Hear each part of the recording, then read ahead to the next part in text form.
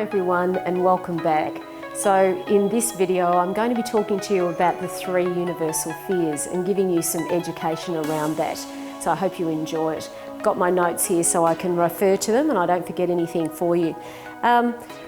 So what are the 3 universal fears? Well, number 1 is not being loved. Number 2 is not feeling like you're enough.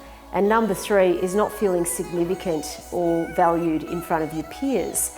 Now, it's been interesting going around the College of Surgeons circuits and presenting on these topics many times. I've asked doctors, which one do you suffer from? You know, not being loved, not being enough, or not feeling significant in front of your peers. What's your biggest fear? What's your biggest concern?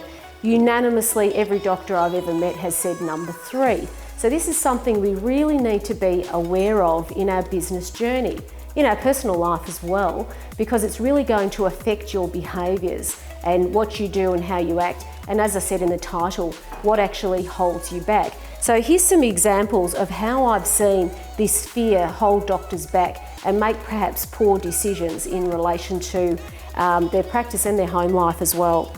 So I saw a doctor once not do his website, didn't have his website text done, had been nagging in for forever to get the copy written and so forth. We've got a copywriter, but nothing would move.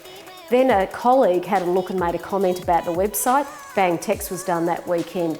Now you've got to consider here, who's your customer? Is your customer your colleague, or is your customer your patient? Or is your customer your referrer? Well, clearly it's your patient and your referrer, it's not your colleague. However, so many of you are concerned and worried about pleasing your colleagues around you. So that's one example. Another one was I was sending a doctor out on visits to a GP, and she particularly got cold feet and said, oh no, there was all the excuses under the sun, if you like, in relation to not going on these appointments. Oh no, I'm not quite ready for this, I'm not quite ready for the other, and so forth. So what she was doing was letting her fear that she was going to get rejected when she went off to see the GP clinics, and they would say to her, oh, you're not enough, why do you know that, how do you know this technology works, and whatever. And even though she had the answers to all those things, that held her back to the point of making up a whole lot of excuses and not moving forward because of it. Another example, I remember clearly a surgeon that had 6 children, never saw his children because he couldn't say no to clinical opportunities. Now he again would have all the reasons under the sun as to why he needed to attend to these clinical opportunities.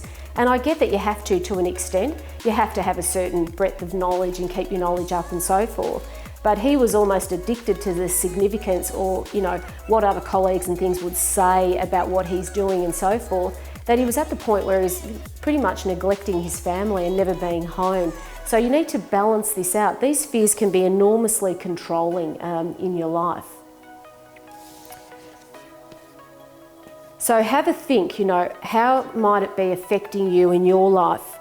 For example, I've said the example of, is it staying at work all the time under the guise of I'm so busy? And I get it, I know that you're very busy, but is it to the ridiculous because your need for significance is so strong?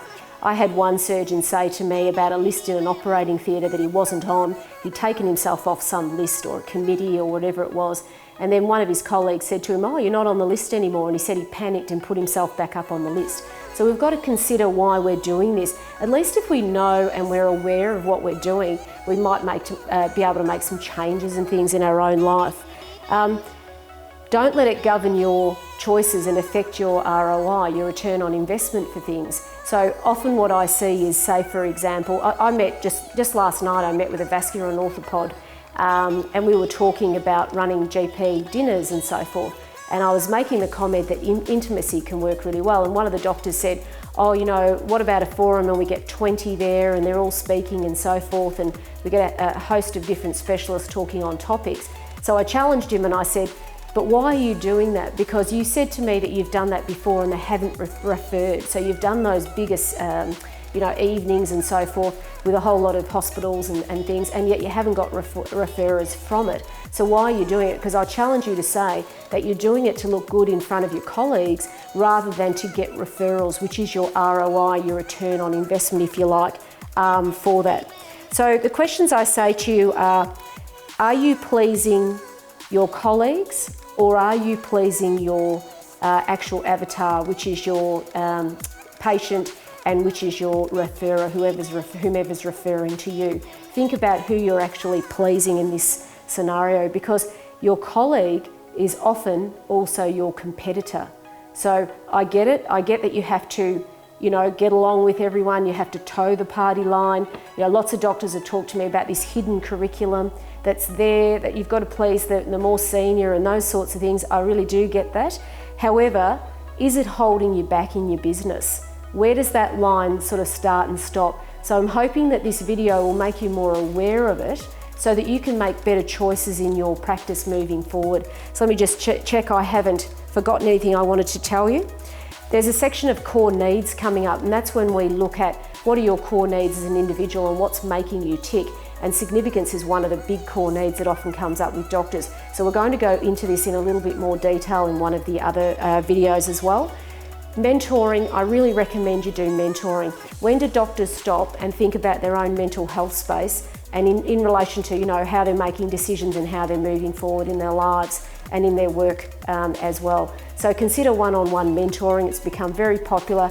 It's completely confidential. I'm a registered practitioner in life coaching and mentoring. It's an internationally recognised qualification. So you're in good hands, because I also know very much how private practice ticks and how doctors tick. So I invite you to come and see me in relation to that. So I hope you've enjoyed this, and this has given you some food for thought, the universal fears and what might be holding you back. So again, not being loved. Most doctors never say they're not fussed with that one. They've got enough connection or love in their lives. Not being enough. Well, mostly you're kind of the top of the pile, maybe in your family life and whatever, so you're not too concerned with that one. But feeling significant and valued by your peers, wow, that's a big one. So consider, is it holding you back? Thanks for watching.